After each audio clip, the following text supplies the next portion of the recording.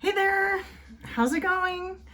This is a summary of the newsletter for February 15th, 2023. I started out the newsletter today by really having a thank you to, first of all, I have one sponsor for the podcast and newsletter, and that is Explore Business. They have been incredibly supportive, and there's been many transitions since the beginning. And I just wanted to say thank you to them because I couldn't be doing this without them. Also wanted to thank all of you. Again, so much support from all of you in partnerships, in getting in touch with me and letting me know about great people wanting to do podcast episodes. I just really want to say how grateful I am for all of that support. And I would love it if you could share the newsletter and podcast with your social media networks, but also with your email networks. Perhaps you have a newsletter yourself. I'd love it if you included it. And that's how I started the newsletter this time around this week. And the podcast this week is with Counselor Michelle Friesen from Whitehorse, Yukon. Had an amazing conversation with Michelle and she was holding her son Theo the entire time. We talked about her standing up in council meetings and talking about the discovery of children's remains and providing resources for folks that may be traumatized by hearing about that. She also talked about some of the things that are being discussed in her council, like transportation safety for some of the folks, for women and gender diverse folks taking a taxi. It's not safe, especially for Indigenous women. She mentioned that.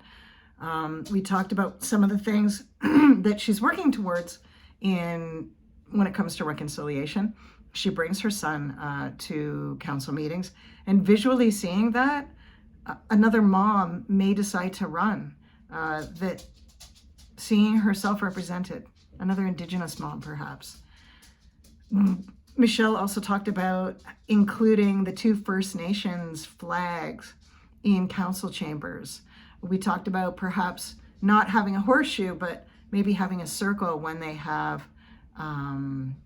open meetings, town hall meetings, looking for input from the public, rather than having, the people at the front, the counselors and the members of council, and then the villagers, if you will, or the community members.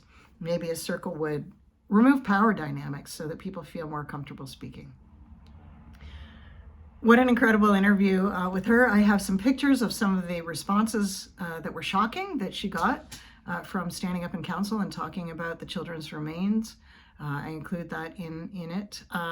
It's also the 50th anniversary of the Yukon presenting a paper to then Prime Minister Pierre Trudeau and the negotiations that happened after that towards liberation for the 2 Yukon First Nations communities.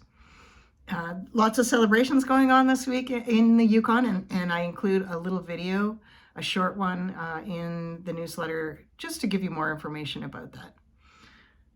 I talk about what's coming up. I spoke with Pamela Cross from Luke's Place. She's a feminist lawyer.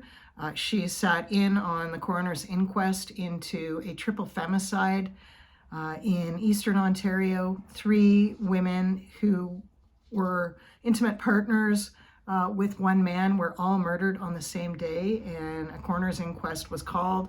86 recommendations came out of that. Pamela was a witness to all of that.